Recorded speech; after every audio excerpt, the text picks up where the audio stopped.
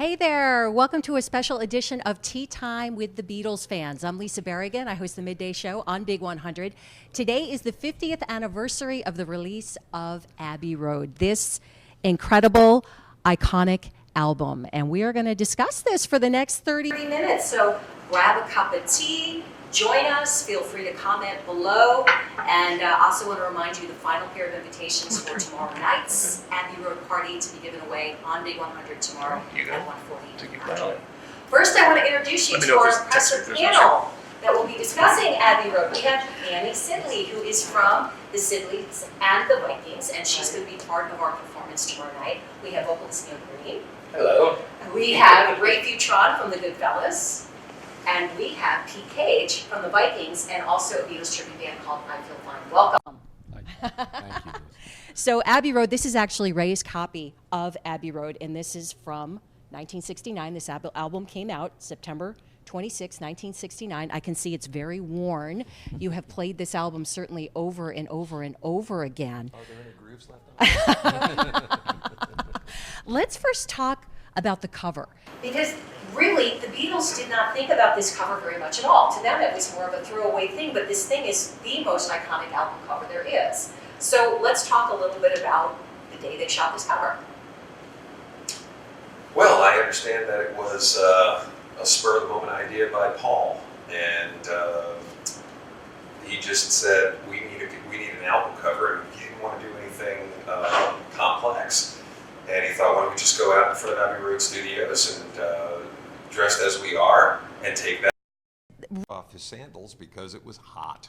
Yes. And that's why you see him sandal-less. Yeah. Yeah, I mean, the basic thing is they were tired and lazy and didn't want to do anything other than the most simple thing they can do. I mean, they had these dreams of grandeur of, oh, we're going to go to Everest and we're going to climb Mount Everest and take pictures there because they got the idea of possibly naming the album Everest after a cigarette brand. Jeff Emmerich smoked Everest brand cigarettes. So like, okay, we're going to call the album Everest and we're going to climb Mount Everest and we're going to take pictures there. And then they just said, nah, too much work. Let's just go across the street. And this photo shoot took 10 minutes, maybe. Yeah, That's it it. was quick. And the thing is, this of course sparked all those Paul is dead rumors. So, you know, you've got the Volkswagen Beetle with the 28 if. If he had lived, he would have been 28. He was actually 27. But let's talk about some of the other clues on the album cover. That Paul is dead. Well, he's holding a cigarette, which they refer to as a coffin nail. So that was A cigarette's a coffin nail? Yeah, often that's a slang term. Okay. Back then, coffin nail. So that was a clue. Plus the fact that he was barefoot, and they said that in whatever religion people were buried barefoot. Dead people were barefoot. That's how they were buried. So he was the corpse and this was the funeral procession. Wow. Yeah. With John. It's digging deep. John as. Is he the priest? I think he's the priest. Yeah. Ringo's the undertaker in black. Right. And George is the person who The gravedigger. shovels the dirt. Yeah, Gravedigger. he's the gravedigger. Yeah, so funeral procession there. That was another one of the Paul is dead clues. But it's amazing that pre-internet days that this rumor went around the world, people thought that this Paul was actually an imposter. It wasn't really Paul McCartney. And that they were dropping clues on the album cover to tell people, hey, it's not really Paul. Let's talk about the music. I mean, you guys are all musicians. You're going to be performing this album tomorrow night in our iHeartRadio soundstage. What does this album mean to you guys musically? First time you heard it, what were you thinking? Annie? Oh, I need to start. Well, I was introduced to the Beatles through my mom, who listened to a lot of Beatles albums when I was growing up. I was born a little bit later than these guys. Just a baby. But, I mean, their music means a lot to me as far as songwriting, influences, the way that I approach lyrics, all of those things. And I'm so happy I get to sing on this album. And you are singing Oh Darling I am singing Oh Darling. tomorrow night, which is I going to be am. absolutely incredible. And I'm we're getting glad my voice she ready. I is. cannot wait. 20. Hear it. Yeah, So- it's really fun. Oh Darling, that song that you are going to sing, it's sung by Paul McCartney on the album, but it's funny that John Lennon always thought that he should have sang "Oh Darling." Wow. That was the original concept, yeah. And Paul had to do it so many times. He had to sing it over and over and over again to get it right. And John was like, I already have that raw, raspy thing. I could have gotten it in 1 or 2 takes. Right, right. You know, but Paul wrote the song. Paul wanted to sing it. So. And at the end, the version you hear, Paul wasn't even happy with that version. He was ready to go another 15, 20, 25 takes to get Yeah. what he calls even better. Yes. Paul wanted to keep redoing song after song Yep. after song. I mean, he was famous for Maxwell Silver Hammer. I think that holds the record for most takes of any Beatles I song. think it was 113 takes or something Yeah, like that. I mean, Yeah, and John Lennon was pulling his hair out, so was George. well, none of the other guys liked that song. Right. So the fact that they would have to do it over 100 times, Yeah. it was driving them crazy. That's Paul. Let's talk about where the band was at this point. January, they finished the Let It Be Get Back sessions, which were absolutely disastrous in the end. They were fighting at each other's throats. Who knew that less than a month later, they're going to want to do another album? February, they started recording, and actually the first song they were recording was the song you're going to sing tomorrow night, I Want You, She's So Heavy. They went into Trident Studios to start laying that track. So, do you think they knew this was going to be their last album? From what I understand, they talked about this. Let's give it one more go. Let's be happy when we do it, and let's go out on a very high note. And actually, in July of '69, they made a phone call to George Martin, and it was Paul. And Paul said, "We'd like you to produce a record. We're going to do another record." And then George said, "I see, but I will only do this with you guys if you allow me to helm the boat." In other words, the Beatles were sort of helming their own thing during the Right, and B they had been. sessions. Yeah. Right, and George said, if we're going to do it, we're going to do it like we used to do it. Right. So once George Martin was on board, Paul called Jeff Emmerich and said, "Hey Jeff." Who quit during the White Album sessions Yeah, because he was so that's horribly abused by the Beatles and couldn't take it anymore. He's like, I'm out of here. Yep. I'm not putting up with this BS anymore. I'm gone. Done. Unlike George Martin, though, Jeff said, "I'll do it." It took him a nanosecond to say yes. So let's talk about the importance of George Martin coming back to produce this album. Like you said, he was out there for the White Album. Neil, what do you think about the importance of George Martin coming here for Abbey Road? I think we wouldn't have the harmonies that we have on this album without Yeah. Wouldn't have the arrangements. the arrangement. Well, and also he was key to picking the right notes for the harmonies and knowing what the guys were capable of. Yeah. Having worked with them from the beginning, he knew who could handle what part and how to get it to that perfect harmony between all four, or all three, or just two. Right. He knew when to pull Right. it back, he knew when to bring it full force, and every part of that comes Yeah. through on this album. Well, it's no doubt some of the best harmonies the Beatles ever did are Yeah. evidenced on Abbey Road, especially because They've taken me a Yeah. while to learn. Again, I can't wait to hear you guys performing this album tomorrow night.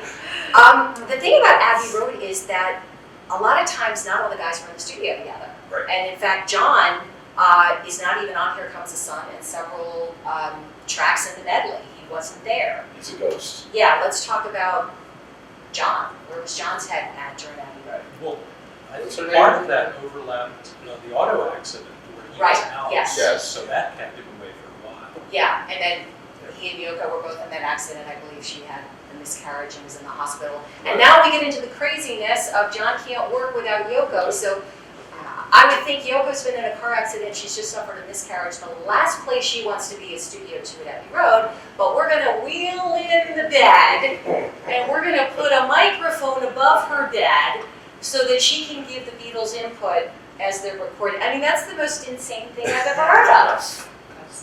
But that was the dynamic Yes. in place at the time. But I mean, why wouldn't somebody just say, John, this is unacceptable? Why is it was all this like passive aggressive? Nobody wanted to say anything to his face, but they do these kind of like passive aggressive things to Yoko. And I think only they have their reasons, right? Band dynamics. Well, Yeah, you guys are in exactly. bands, so you Yes. would know the dynamics. Sometimes of you bands. Yes, put we up do. with it. Sometimes you put up with things to music. I play with all three of my boys. So sometimes you just don't want to make waves. You don't want to rock the so you just say, all right, you roll your eyes, and That's okay, right. Yoko's here in her bed with her microphone above her bed, and okay, we'll take her instructions. Right, it's all about Well, the and creativity. Yeah. they wanted it to be a Beatle album. They wanted as much of everybody involved as they could. And I think the feeling was if they didn't acquiesce, that he would say, you know what, okay, you guys do it. I'm going to be with my wife. Right. And that, Which he was a lot of the time. I mean, Right. a lot of the time he was preferring to do projects with Yoko. At this point, he wasn't that into being with the Beatles. And I think the last time all four Beatles were in the studio was August 20th, 1969. All four of them. So, I don't know. I mean, I love this album so much. I think it's brilliant, but it does kind of have that bittersweet. It does. Like it feels like the end. it Yeah. represents the end, It yeah. feels like the end of the band. But at least they got to a happy spot, happier than it was on Let It Be anyway. Oh, absolutely. And they were able to put all the differences aside long enough to turn out a masterpiece. I mean, this is the most complex, layered, and fabulous record I've Yeah. ever owned. And for when it came out, there's nothing that approaches the complexity and the layering that you hear on this. Yeah. Not then. Yeah, You know. absolutely. Well, important to note too that although this was the last recorded album, it was not the last released album. Let It Be Let It ended Be, up that's being right. released in 1970, but that had been recorded before they dove into Abbey Road. They started recording in February of '69. Well, So, what's everybody's favorite song on Abbey Road, or is it the whole medley, or? I've got to say Golden Summers. Yeah, I love that song. yeah, Always love that song. Yeah. And that whole medley and how it goes into all these different levels and you just don't expect. There's just so many surprises. So many surprises, especially at the very end. Your Majesty. Yes. yes. My Majesty. I kind of wish that they had finished those songs. Like, I would like to hear what Polythene Pam would have been like as a full song. You know?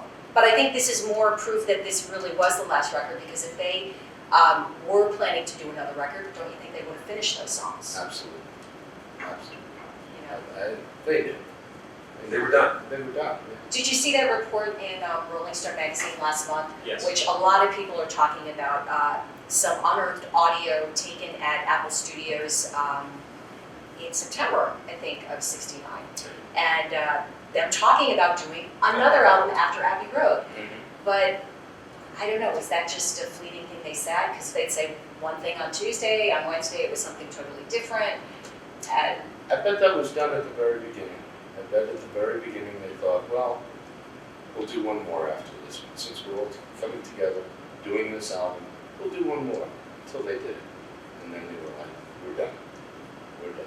I also got the sense that, knowing that there were some solo records coming out, they were probably holding some of the best stuff back.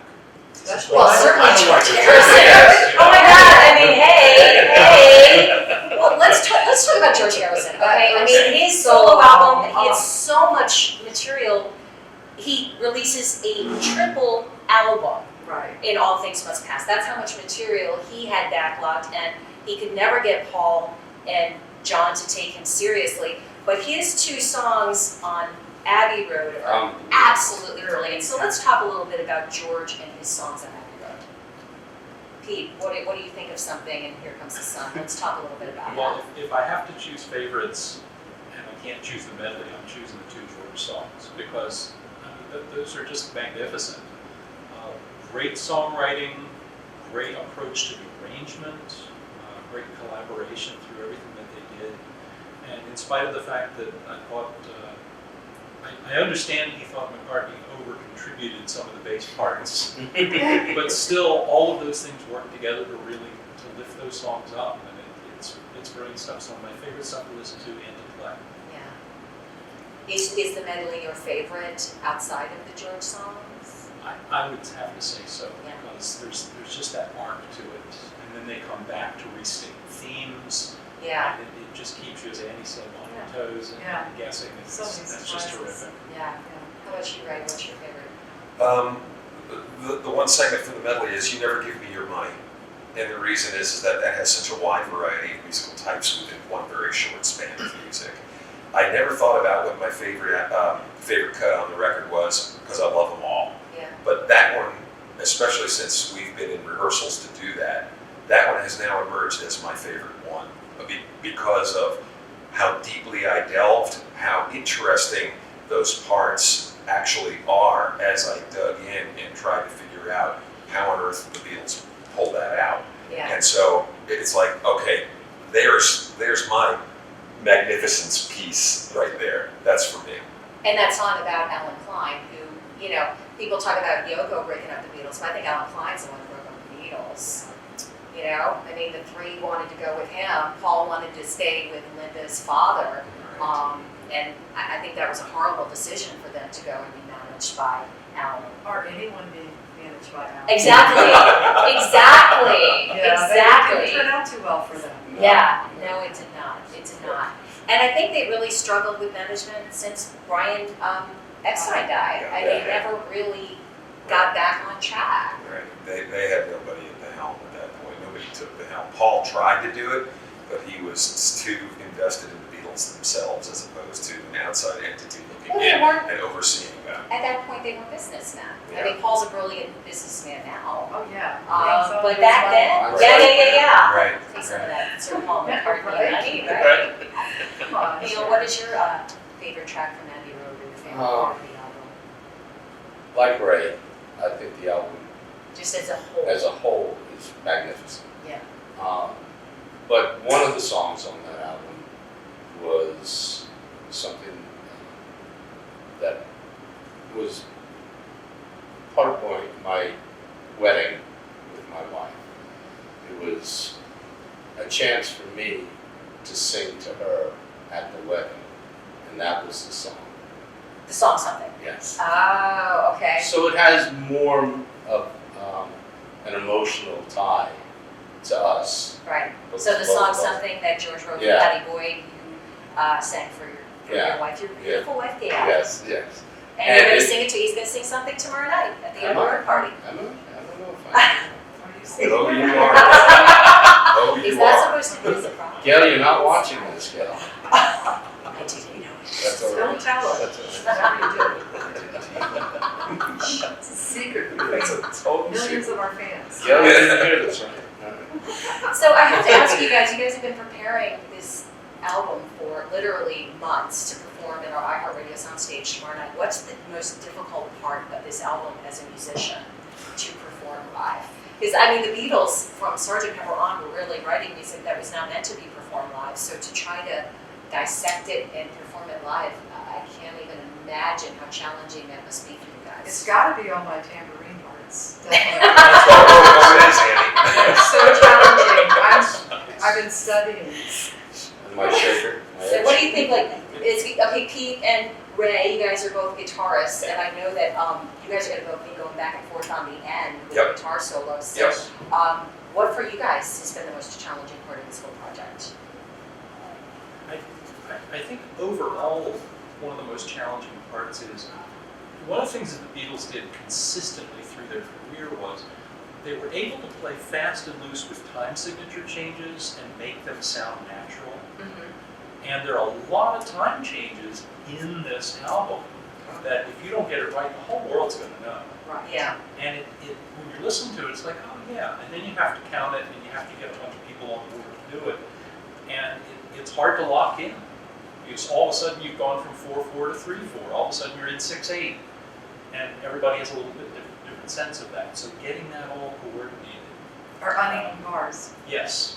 What I find fascinating about how complex this album is that the Beatles didn't read or write music in a traditional way. Like, they did it all by ear. So that just fascinates me. I mean, do you guys know other musicians that work that way, that they can't read music, but they can write Right. it? Like, I know, oh, you right. don't I don't read read music. No. Really? Yeah, it's all later. Yeah. Really? Yeah. I did not know that. Wow. But you wouldn't want to hear it.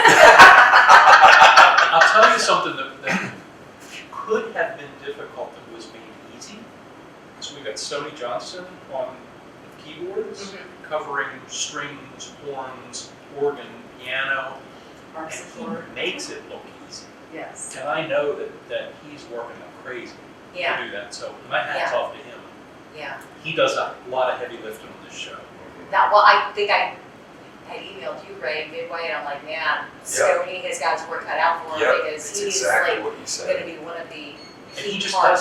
does it. Yeah. It's what- Yeah. you know, Stoney, all thank you. Thank you, Stoney. When you first, You're awesome. when Ray first contacted me about singing "Oh Darling," I said the first question I asked him is, "Do you have a piano player?" That's great. Because my son was in town, and I thought he was going to be in town and not go to college and take another year off. But he did end up going to college, because that was going to be my question. Is, hey, it's got a lot of keyboard stuff on it. Yeah, it What do you know does. about that? So today is the 50th anniversary of Abbey Road, but tomorrow is when the actual 50th anniversary edition box set comes out. And actually, we've been previewing on Big 100 some of those 50th anniversary cuts, including a different version of Oh Darling. There's several versions of Something, the song that you love so much, including the instrumental version.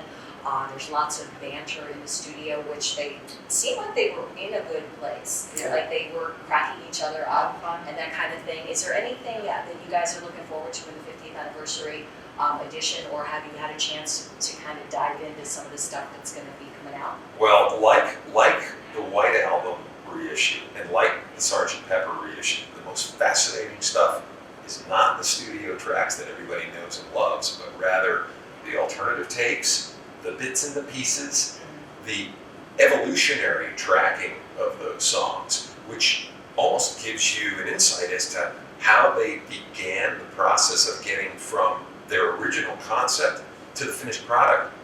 That material is gold for me. I love that stuff. Yeah, yeah. Well, it also shows you what George Martin, it shows you his role. Because a lot of what they did, it wasn't until they got back together with George, when George was producing, and he turned, he brought in symphonies, he brought in, and all, it was amazing.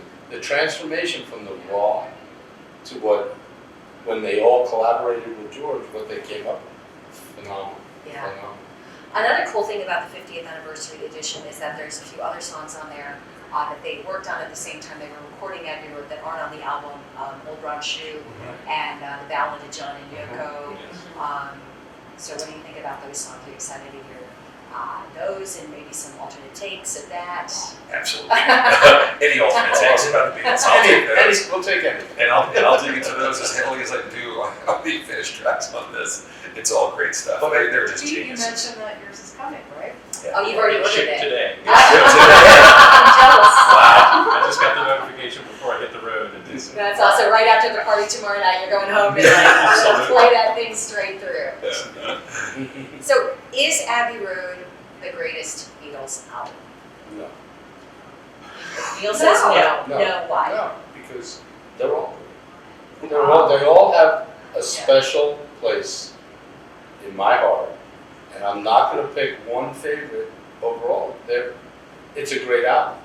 It's probably the best studio album they produced.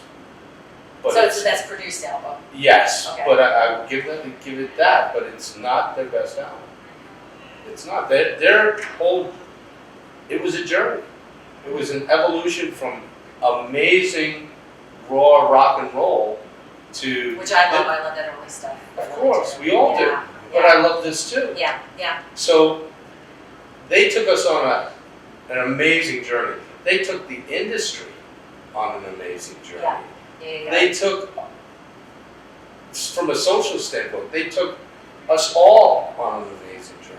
Yeah. And look where we are now. We're sitting here 50 years 50 later. years later, we're talking about this. Yeah. I mean, I bet you 50 years from now, people will still be loving the Beatles. And I think an incredible thing that I've noticed, whether it be going to a Beatles festival, whether it be giving away tickets for this event tomorrow night, it's not just people who grew up with the Beatles that love them. I mean, Annie, you are younger, you love them. So I think it's not just boomers, it's Gen X, it's millennials, it's kids, they love it. It's across all. Our boys grew up with Yeah. Beatles, they loved it. Yeah, so it's like, it seems like Yeah. really across so many The barriers. music's does. so It classic, really it's is. so perfect, and it's Absolutely. so diverse. I mean, Yep. you have so many genres included in their songwriting.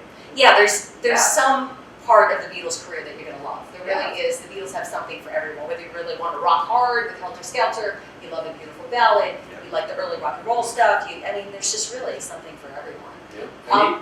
Okay. No, go I was ahead. gonna say, even pre the name Beatles, when you go back to the Quarrymen, yeah. oh my God. Johnny and the Moondogs. Oh my God. The Nerf Twins. Right. Jay Cage. Now we're really geeking out with early Beatles names.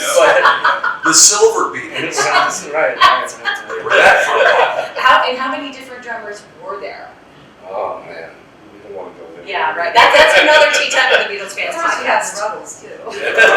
rebels too. And Jimmy Nichols in Australia. All right, we're way off. Now we're going on. Yeah. Okay, so Neil does not think that this is the best album because he thinks all of them are great. Do you think this is the best album?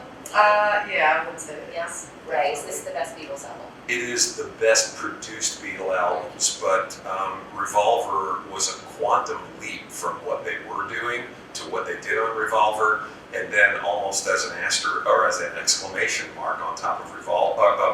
I'm sorry, I meant Rubber Soul, and then Revolver on top of that, Yeah. and then everything they did was a rapid evolution to new stuff and things that had never been done by any kind of band before. So, who guided them to evolve like that? That, to me, is the most amazing part of their journey, and really, that's where the genius lies, Yeah. and leading to this as a culmination of their career. Yeah.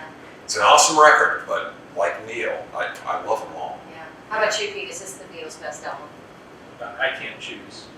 It's the wonder years for me from the beginning to the end. So you grew up with the Beatles? Yeah. Okay. All that was defining for Yeah. me as a Yeah. kid. And this is the album, though, that I never thought I'd have the opportunity to perform. So I'm particularly excited about tomorrow.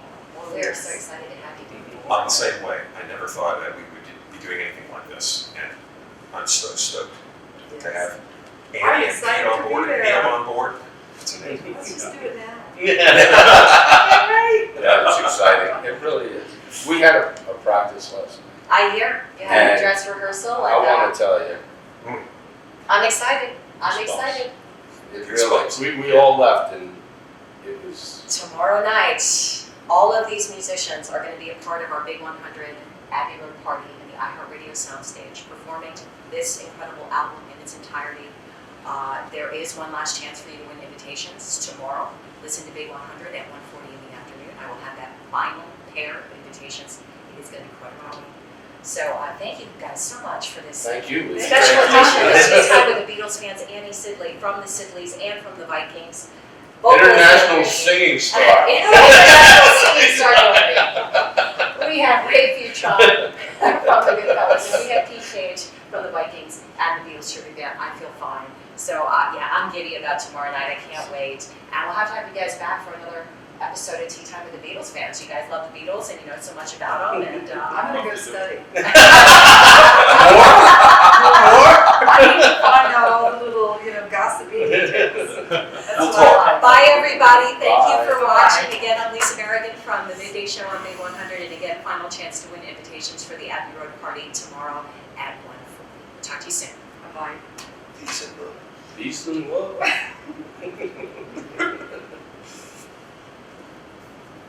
We're all We're done. out? Phew, Cool. Awesome. That was fun. that was really fun. Thank you, Everybody Matt. take a breath. All right, so now we can have tea and coffee and Real, huh? stuff. Yeah. Cool. Yeah. Stuff. Stuff. Can I keep my pink Piper Pie? I'll tell you, look, you Pete, get can those. you make me one of those? My last name is. I need to What's bedazzle what? mine. What's my last name? It's Green. Neil Green. Oh. So I'm Neil. sorry, I didn't know something Neil. was a surprise. Oh, it's not, it's fine. Neil. It's fine. Okay. She's probably